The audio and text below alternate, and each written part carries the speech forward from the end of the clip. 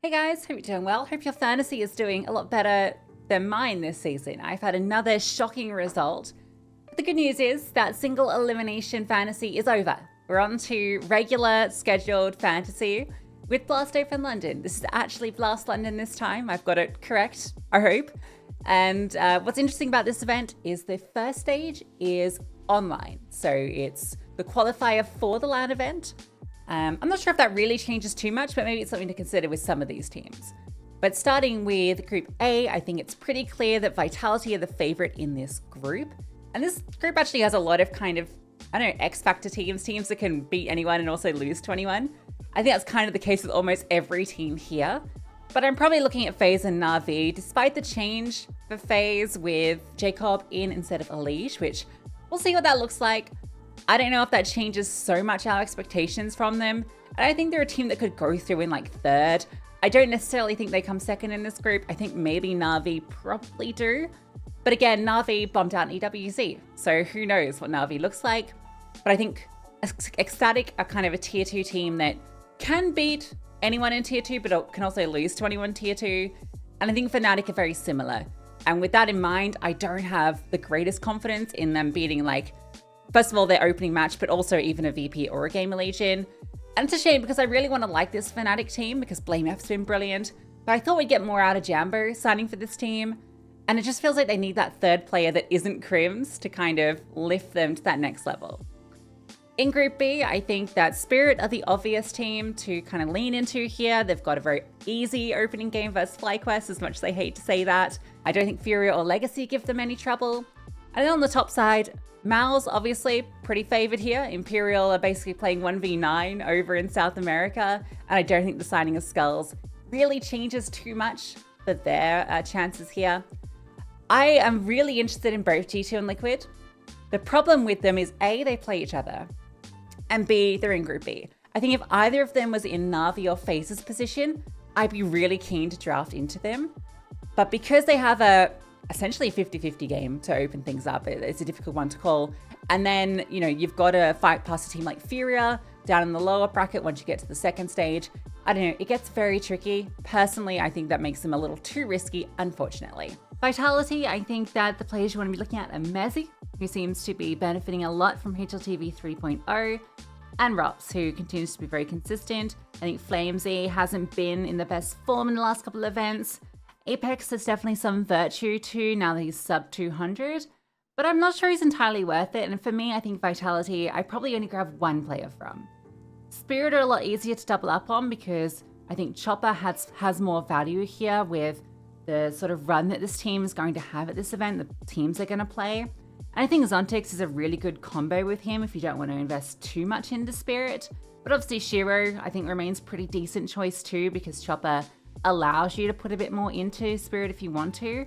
But I don't think his way is worth it. And obviously Donk's Donk, if you really want to go him, he's always worth it. Mals, their biggest value I think comes in actually Torji, who's been really solid the last few events. I think Jimfat's been playing a lot better. He's gone up in price because of that, and I think that's kind of why I'm more inclined to look at Torji because it's only 4k between them. And I think Torji is a much better player. But I don't hate Jimfat, and Berlin obviously 195. Doesn't really hurt too much, you know, to draft him, especially with sort of teams they'll be playing against.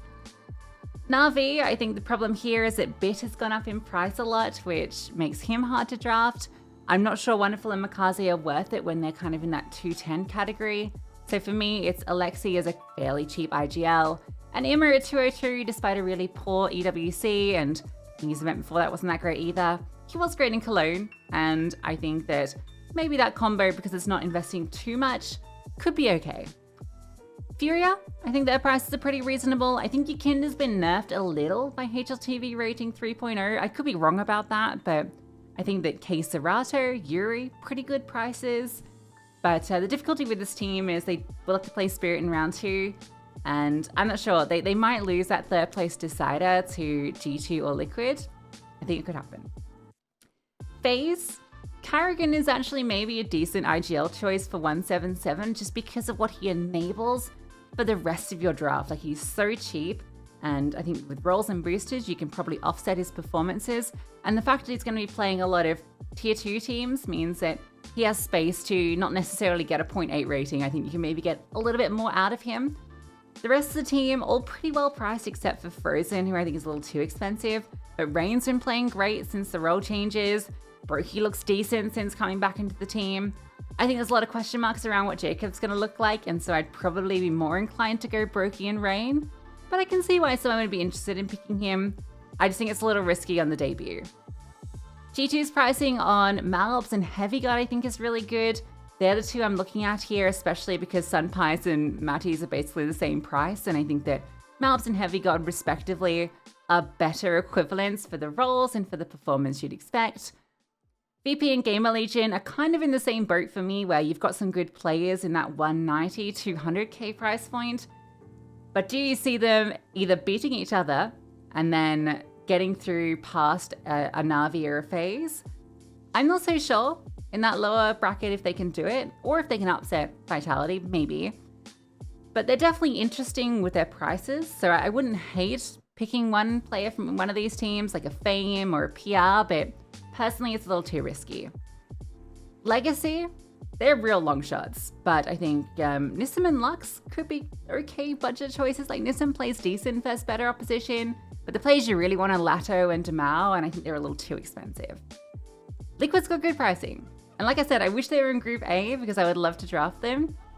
Because Twist for 198 feels great. Nassim playing a lot better at 189. Nerds 200, like everyone's pretty reasonable here. It's just they have a tough group, and so it's hard for me to draft them. Same with FlyQuest, especially with Spear as the opener. M80, I don't see them getting through Group A. Fnatic, the players you want to blame F and Jambo, and they're too expensive, I think, for the group they have. Unfortunately, maybe you could go Crims, who's been playing quite good, but I don't really think Fnatic are worth it.